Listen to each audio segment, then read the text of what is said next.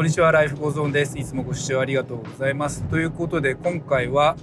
今履いている実はタイヤのことについてお話ししてみたいと思います。で、このカングーが納車された時にはですね、ブリヂストン国産のタイヤがついていました。銘柄はちょっと覚えてないんですけれども、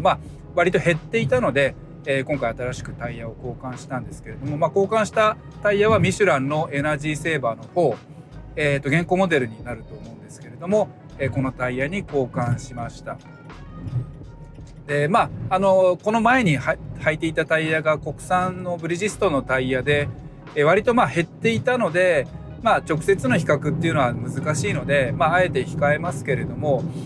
割とその時のフィーリングとしては、ステアリングの手応えがまず少ないなっていうことと、どうしても減っているんでね、ロードノイズが大きいというのはしょうがないと思うんですけれども、あと年数が経ているのでゴムが硬くなっているっていう意味で当たりが硬いかなと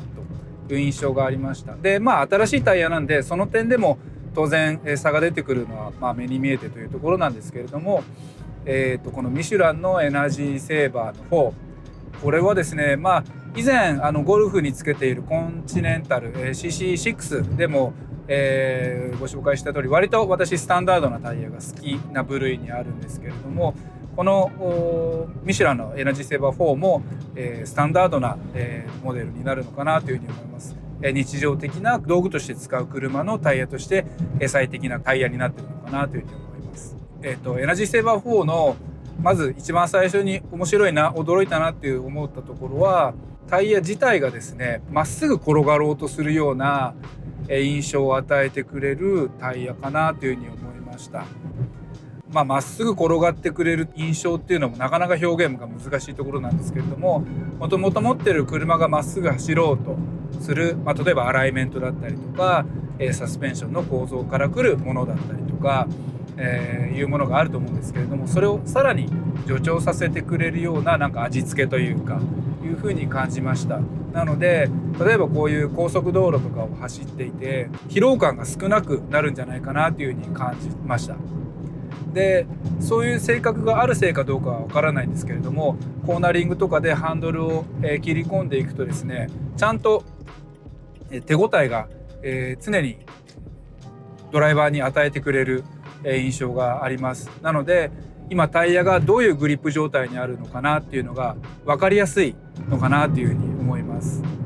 でまっすぐ走ろうとしているタイヤを曲げていくっていう方向にあるので、余計そういう、フィーリングを得やすいキャラクターになっているのかなというふうに感じています。あとやっぱり特筆したいのはですね、乗り心地がやっぱりいいですよね。タイヤのパターンを見ていただくと分かる通り、やっぱり細かいブロックがたくさん並んでいることで形成されているタイヤのパターンになってくるので、そういったところがそういった乗り心地の良さだったりを感じさせてくれるのかなというふうに思います。あと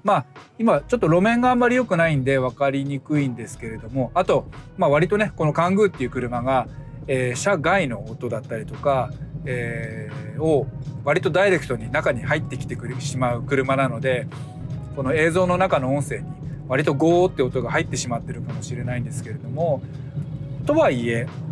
このタイヤは割と静かなタイヤなのかなっていうふうに思いますね。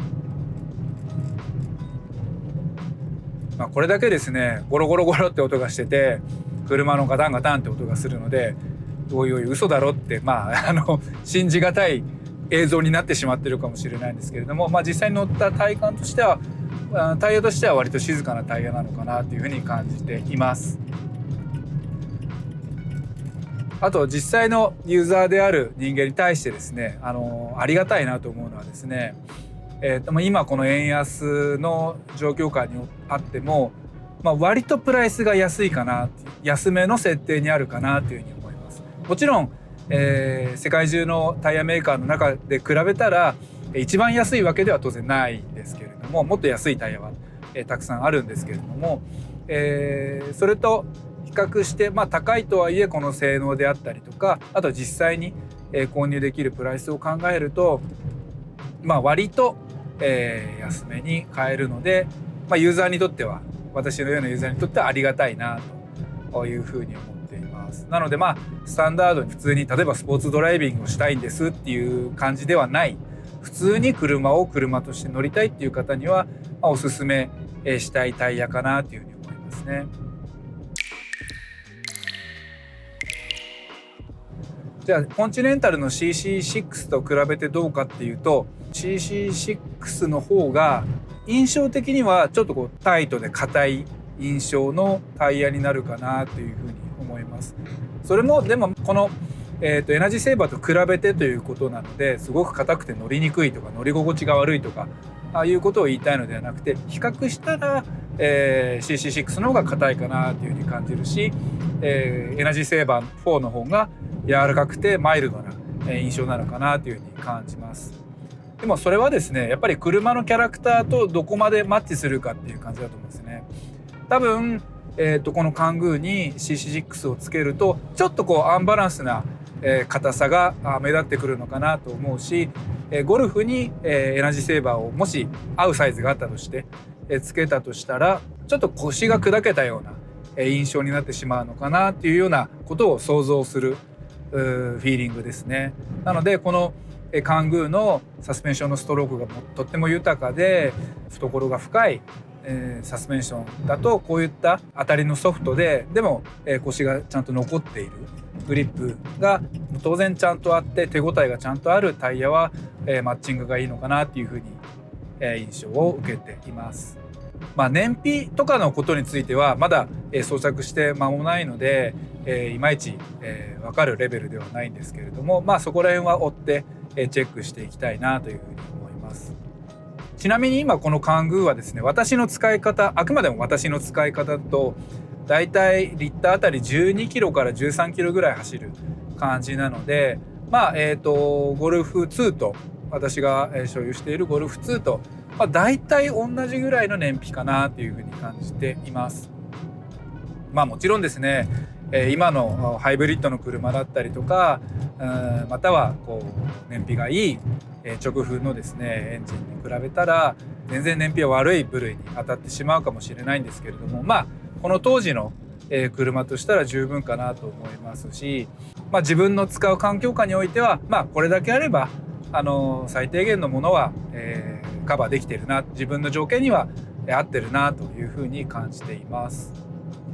強いて言えばですね、今燃料代がやっぱり高いんで、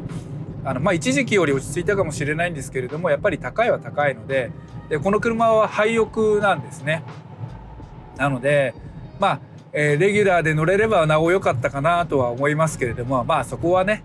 こういったフィーリングを得られるっていうことを加味すれば、そこは目をつむろうかなというような私の個人の見解と、そんな感じですかね。なので、このタイヤを使って燃費がさらに良くなってくれればいいなと思いながら、日々車を乗っています。で近々時期も時期なので、スタッドレスも購入してですね、冬場雪道をちょっと走ってみたいなというふうに思っていますので、その機会があったらまた別の動画でご案内していきたいというふうに思います。